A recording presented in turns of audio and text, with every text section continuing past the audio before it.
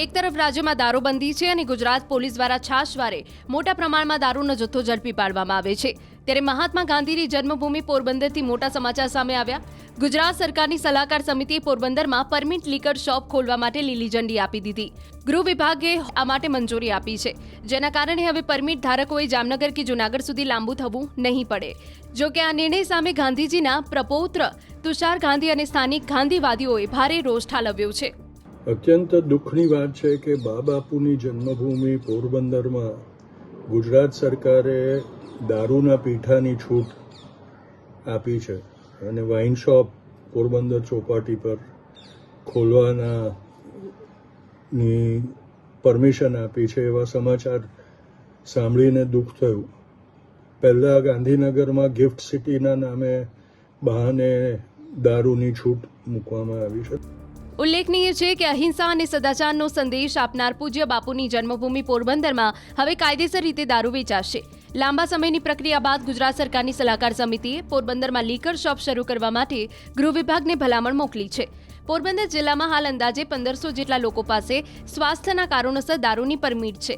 અત્યાર સુધી આ લોકોને દારૂ લેવા માટે પડોશી જિલ્લાઓમાં જવું પડતું હતું, પરંતુ હવે સ્થાનિક સ્તરે જ આ સુવિધા મળશે. સરકારના નિર્ણયથી ગાંધીવાદી વિચારધારા ધરાવતા લોકોમાં ભારે નારાજગી જોવા મળી છે. ગુજરાતની અંદર આ ગાંધીના ગુજરાતના હિસાબે થઈને ગુજરાતની અંદર દારૂબંધી છે અને આ મહાત્મા ગાંધીના જન્મભૂમિમાં આજે 5 કિલોમીટરની અંતરમાં લીકર પરમિટની અરજીઓ વાઇન શોપની જે વાત હાલે છે એ અયોગ્ય છે.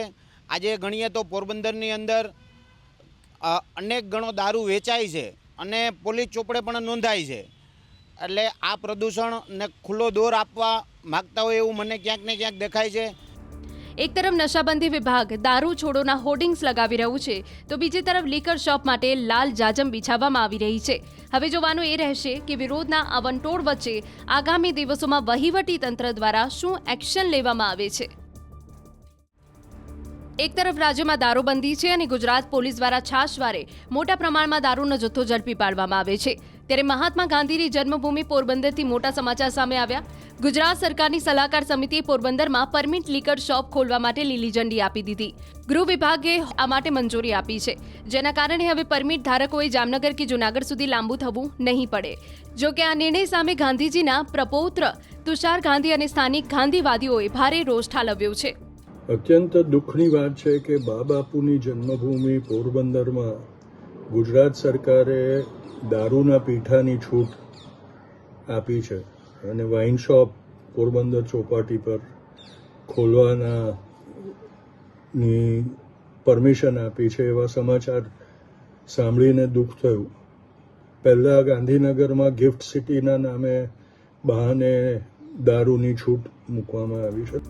ઉલ્લેખનીય છે કે અહિંસા અને સદાચારનો સંદેશ આપનાર પૂજ્ય બાપુની જન્મભૂમિ પોરબંદરમાં હવે કાયદેસર રીતે દારૂ વેચાશે. લાંબા સમયની પ્રક્રિયા બાદ ગુજરાત સરકારની સલાહકાર સમિતિએ પોરબંદરમાં લીકર શોપ શરૂ કરવા માટે ગૃહ વિભાગને ભલામણ મોકલી છે. પોરબંદર જિલ્લામાં હાલ અંદાજે 1500 જેટલા લોકો પાસે સ્વાસ્થ્યના કારણોસર દારૂની પરમિટ છે. અત્યાર સુધી આ લોકોને દારૂ લેવા માટે પડોશી જિલ્લાઓમાં જવું પડતું હતું, પરંતુ હવે સ્થાનિક સ્તરે જ આ સુવિધા મળશે. સરકારના નિર્ણયથી ગાંધીવાદી વિચારધારા ધરાવતા લોકોમાં ભારે નારાજગી જોવા મળી છે. ગુજરાતની અંદર આ ગાંધીના ગુજરાતના હિસાબે થઈને ગુજરાતની અંદર દારૂબંધી છે અને આ મહાત્મા ગાંધીના જન્મભૂમિમાં આજે 5 કિલોમીટરની અંતરમાં લીકર પરમિટની અરજીઓ વાઇન શોપની જે વાત હાલે છે એ અયોગ્ય છે. આજે ગણીએ તો પોરબંદરની અંદર અનેક ગણો દારૂ વેચાય છે અને પોલીસ ચોપડે પણ નોંધાય છે. એટલે આ પ્રદૂષણને ખુલ્લો દોર આપવા માગતા હોય એવું મને ક્યાંક ને ક્યાંક દેખાય છે. એક તરફ નશાબંધી વિભાગ દારૂ છોડોના હોર્ડિંગ્સ લગાવી રહ્યું છે, તો બીજી તરફ લીકર શોપ માટે લાલ જાજમ બિછાવવામાં આવી રહી છે. હવે જોવાનું એ રહેશે કે વિરોધના આ વંટોળ વચ્ચે આગામી દિવસોમાં વહીવટી તંત્ર દ્વારા શું એક્શન લેવામાં આવે છે.